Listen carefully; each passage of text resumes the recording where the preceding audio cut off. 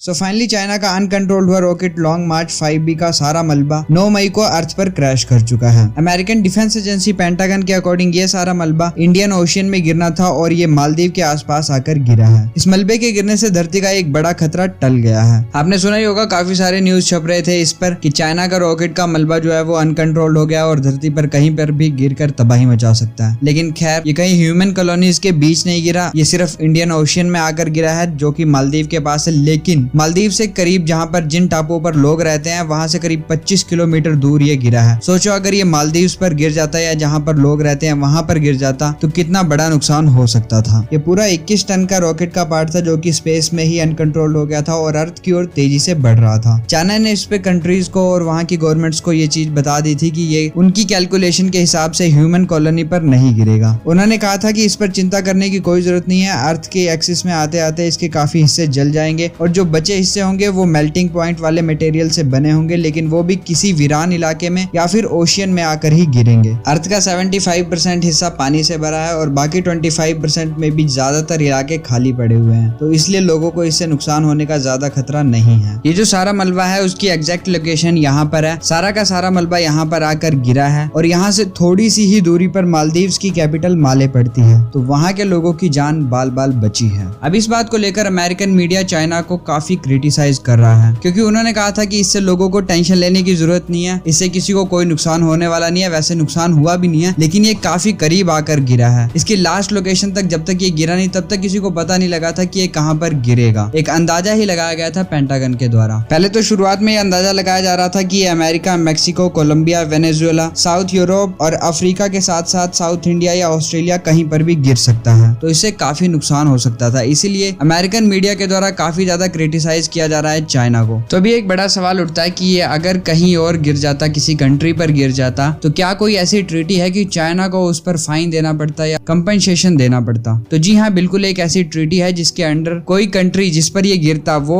एक अच्छा खासा जुर्माना लगा सकती थी चाइना पर। यूएन की एक स्पेशल ब्रांच है convention on international liability for damage caused by space objects. इसको बहुत सारी कंट्रीज ने साइन कर रखा है। इसके अकॉर्डिंग यही बात है कि अगर किसी कंट्री का स्पेस डेब्रिज या स्पेस का कोई पार्टिकल किसी कंट्री पर गिर जाता है और उसे डैमेज होता है तो लॉन्च करने वाली कंट्री उस कंट्री को एक कंपनसेशन प्रोवाइड करेगी। ये कंपनसेशन मिलियंस ऑफ डॉलर्स भी हो सकते हैं। अब से लगभग 40 साल पहले जब यूएसएसआर था तो उन्होंने अपना एक स्पेस स्टेशन लॉन्च किया था, कॉस्मोस 954। उसके लॉन्च होने के बाद कुछ पार्टिकल्स कनाडा में आकर गिर गए थे और फिर कैनेडियन गवर्नमेंट ने यूएसएसआर पर एक बड़ा फाइन लगाया था। उन्होंने कहा कि तुम्हारे पार्टिकल गिरने की वजह से हमारे यहाँ की सॉइल काफी ज्यादा पोल्यूट हो चुकी है, और इसके लिए फिर $6 मिलियन यूएसएसआर ने पे किए थे कनाडा को। वैसे एक क्वेश्चन और उठता है कि अगर कोई छोटा पार्टिकल किसी कंट्री में या किसी जगह पर या मान लो आपके घर पर आकर गिरता है और काफी ज्यादा डैमेज हो जाता है, तो क्या आप उस कंट्री पर जिसने वो लॉन्च किया था, जिसका वो पार्टिकल था, उस पर फाइन लगा सकते हैं, उनसे कंपनसेशन की मांग कर सकते हैं? तो इस ट्रीटी के अकॉर्डिंग ऐसा कुछ नहीं है। ये कंपनसेशन की मांग, ये फाइन सिर्फ कंट्रीज ही लगा सकती है। हाँ, उस आदमी को जिसको डैमेज हुआ है उसे उसकी कंट्री की गवर्नमेंट कुछ कंपनसेशन प्रोवाइड कर सकती है, लेकिन वो डायरेक्टली किसी कंट्री से इसकी मांग नहीं कर सकता। वैसे चाइना का कोई रॉकेट इस तरह से अनकंट्रोल्ड होना ये कोई पहली बार नहीं है, लेकिन ये वाला सबसे खतरनाक हो सकता था। मई 2020 के बाद एक चाइनीज रॉकेट धरती पर गिरा था और इसके ज्यादातर मलबे अटलांटिक महासागर में गिरे थे। उसके आइवरी कोस्ट पर भी कुछ हिस्सा गिरा था और अगर ये कुछ मिनट इधर उधर होता तो न्यूयॉर्क में भारी तबाही मचा सकता था। वैसे ओवरऑल अगर देखे तो ह्यूमन हिस्ट्री में ये चौथा सबसे बड़ा केस है किसी स्पेस डिब्री के धरती पर क्रैश होने का। इससे पहले सबसे बड़ा जो क्रैश हुआ था वो जुलाई 11, 1979 को हुआ था। तब 75 टन का spy lab space station hit करा था ऑस्ट्रेलिया से। ये फोटो में आप देख सकते हैं रॉकेट का इतना बड़ा पार्ट था ये। हालांकि उस टाइम पर यूएस की स्पेस एजेंसी ने ऑस्ट्रेलिया को पहले ही वार्न कर दिया था कि अपने लोगों को वार्न कर दो, यहाँ पर हमारा कुछ डेब्रिज गिर सकता है। तो उसके बाद यहाँ पर कुछ ज्यादा नुकसान नहीं हुआ, किसी ह्यूमन बीइंग को कोई ज्यादा डैमेज नहीं हुआ, सब कुछ नॉर्मल रहा। ये इलाका काफी खाली रहता था। लेकिन जो चाइना का डेब्रिज गिरा है यहाँ पर कुछ भी हो सकता था, क्योंकि चाइना के जो रॉकेट का मॉडल है वो कुछ इस तरह से है। यहाँ पर होता है पेलोड जिसका वेट होता है 22 टन। इसमें रखा जाता है मेनली सैटेलाइट को जो कि स्पेस में पहुंचाना होता है। ये यूज करते हैं दुनिया के रॉकेट्स में सबसे बड़ी कोर जो कि 30 मीटर की होती है। ये एक बार अनकंट्रोल हो गई तो पूरी दुनिया अलर्ट हो जाती है, क्योंकि ये कहीं पर भी गिर सकती है। देन उसके बाद बूस्टर्स हैं, ये तो स्पेस में ही खत्म हो जाते हैं। अब पूरी दुनिया चाइना से इसलिए चिंतित है क्योंकि ये अगले साल तक 10 और ऐसे रॉकेट्स लॉन्च करने वाले हैं। चाइना ने कहा है कि वो 2022 तक अपना स्पेस स्टेशन बनाना चाहते हैं और जो अभी रॉकेट अनकंट्रोल्ड हुआ है ये पार्ट था तिहाने का। इसमें जो मेन सैटेलाइट थी तिहाने वो स्पेस में पहुंचा दी गई है और उसका बचा हुआ पार्ट ये अनकंट्रोल हुआ था। इसके बाद अभी 10 इन्होंने ऐसी और सैटेलाइट्स को लॉन्च करना है अपने स्पेस स्टेशन के लिए जिसके अंदर ये सारे पार्ट्स आते हैं। तो देखो चाइना यहाँ पर रुकने वाला तो है नहीं, ये आगे भी इसी तरह की सैटेलाइट्स रॉकेट्स लॉन्च करते रहेंगे। पर उम्मीद है कि उन्होंने अपनी इस गलती से कुछ सीखा होगा, उनकी कैलकुलेशन में एरर रही होगी, काफी कमियां रही होंगी, तब जाकर ये अनकंट्रोल हुआ है। और आशा करते हैं फ्यूचर में जो ये रॉकेट्स लॉन्च करने वाले हैं उनमें ऐसी गलतियां ना हो। आई होप वीडियो आपको अच्छा लगा होगा। अगर जानकारी पसंद आई है तो इसे शेयर जरूर करें, वीडियो को लाइक करें और साथ ही बने रहे हमारे साथ इसी तरह इस चैनल को सब्सक्राइब करके। Thanks for watching, see you in the next.